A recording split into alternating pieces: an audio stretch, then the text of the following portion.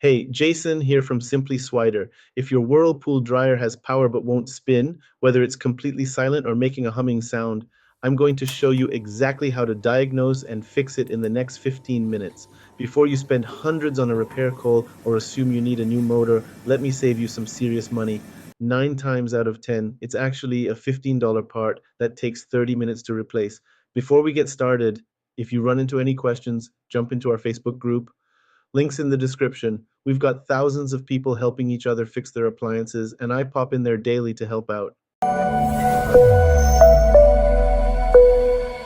Alright, so when your Whirlpool dryer won't spin, we're dealing with a high friction, high heat environment where parts are designed to fail before they cause bigger problems.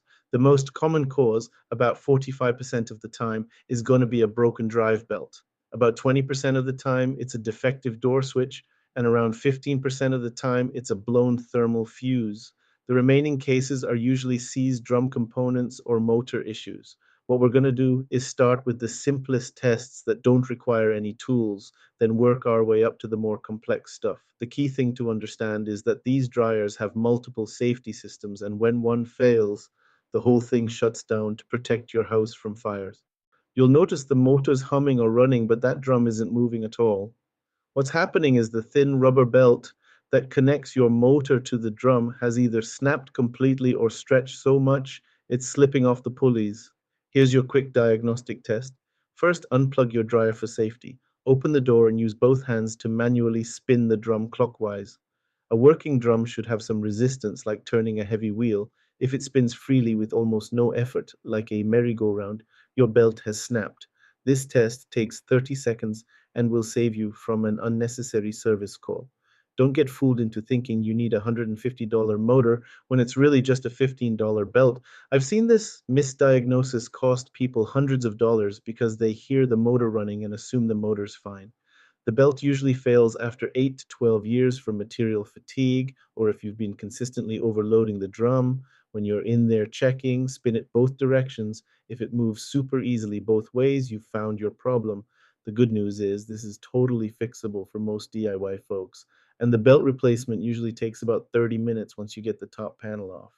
You'll see that the dryer is completely unresponsive when you hit the start button. No humming, no lights changing, nothing. What's happening is the door switch that tells the dryer, hey, the door's closed and it's safe to run, has either broken internally or the plastic actuator has cracked. Here's your simple test. With the dryer unplugged, press the small plastic button where the door latch connects. You should hear a clear click sound. No click or having to slam the door to get it started. That's your problem right there. I'm highlighting the switch location on screen now. While a multimeter gives you a definitive answer, that missing click is usually all the proof you need. You'll find the switch usually mounted right on the door frame and it's got 2 or 3 wires going to it. This failure happens from thousands of door closures over the years, and people slamming the door can break that plastic actuator. Don't let anyone tell you it's the control board. 90% of the time, when a dryer is completely dead but has power, it's this $15 switch. You'll notice the dryer has power. Maybe the lights work or the display comes on. But when you hit start, that motor just won't engage at all. What's happening is there's a one-time safety fuse that's blown to cut power to the motor circuit, usually because your exhaust vent is clogged and the dryer got too hot inside. Here's what you're going to do. Locate the thermal fuse on the blower housing, which you can see on the screen. It's going to look like a small rectangular component with 2 wires. Use your multimeter to check for continuity across those terminals. If it's open, that fuse is blown. Here's the critical step that most people skip. If your thermal fuse is blown, you must clean your entire exhaust vent before installing the new fuse. I mean, from the dryer connection all the way to where it exits your house. Skip this step and your $16 fuse will blow again on the very first load. Think of it like changing a flat tire without removing the nail. You'll be right back where you started. I had this customer last month who went through 3 fuses before she finally cleaned out her vent. Turned out there was a bird's nest blocking the exit. The fuse is only about $16, but if you skip the vent cleaning, you're just going to be right back where you started. You'll hear loud squealing, thumping, or rumbling sounds before the drum finally stops spinning altogether. What's happening is the drum rollers or idler pulley have either seized up from lint buildup or worn flat from years of use. Here's what you're going to do. Remove the drive belt and try to spin the drum by hand. If it's really hard to turn or you feel it grinding, those rollers are your problem. The most common issue is lint and hair getting wrapped around the axles or the plastic rollers developing flat spots if you've left heavy wet loads sitting in there for long periods.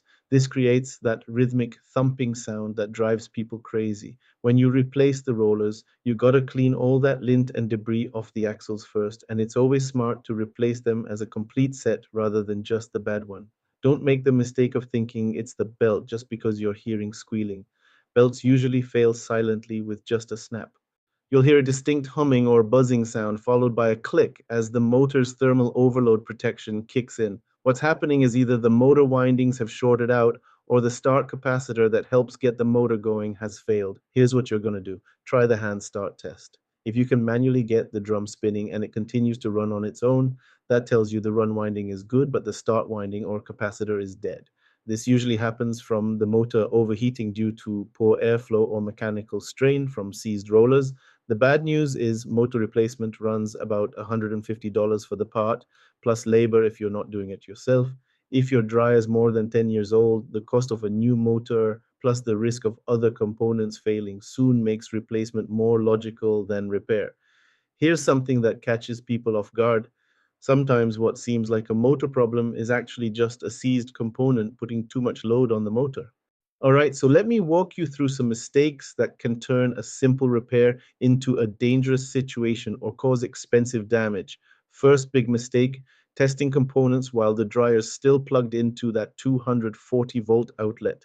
Don't do this. Always unplug the unit first because you're dealing with enough voltage to seriously hurt you. Second mistake I see all the time.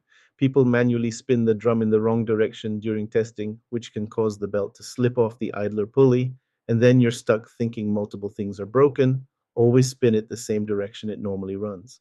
Third major mistake, replacing a blown thermal fuse without cleaning the vent system. That new fuse is going to blow immediately and you'll think you got a bad part. Fourth mistake that'll cost you big time, continuing to run a dryer where the motor hums but doesn't spin. This will eventually burn out the motor windings from lack of airflow and overheating, turning a $15 belt problem into a $150 motor replacement. I've seen this countless times where someone thinks maybe it'll start working again and ends up frying the motor. Don't let that be you. If it's humming but not spinning, shut it down immediately and figure out what's seized or broken. Let's talk real numbers here. A drive belt runs about $14, door switch is around 15, thermal fuse about 16, and a complete roller kit is about 30 bucks. But here's the thing, if you call a pro, you're looking at labor charges of $125 to $175 on top of the part cost. So you've got about a 1 to 10 ratio on a simple belt repair. $15 part versus a $150 service call. The most common unnecessary replacement I see is people buying a new motor when the thermal fuse is actually the problem. That's a $135 difference right there. You can get most of these parts at Repair Clinic or Parts DR, and they usually ship within a couple days. Here's my simple repair or replace formula. If the total repair cost exceeds $200 and your dryer is over 10 years old, start shopping for a replacement instead. You can get a solid new unit for around $400. But for these common issues we've covered, belt, door switch, or thermal fuse, you're looking at $15 to $30 in parts. Even with a service call, that's money well spent versus buying new. Now you can see on the screen some of the model numbers that tend to have these spinning issues more frequently. The WFC series all-in-ones have higher electronic complexity, so you'll see more control issues there. The WED 8620 series has a pattern of motor problems in those newer front-load units.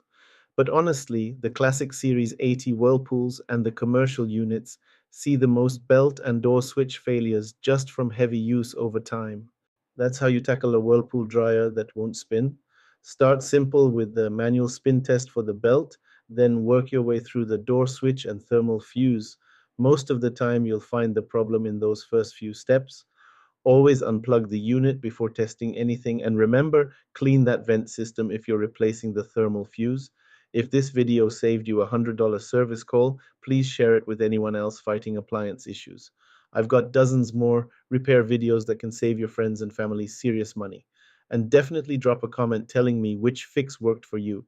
It helps other viewers know they're on the right track with their own repairs. It sure beats having a repairman come out and spending several hundred for them to fix it when it could be something so simple.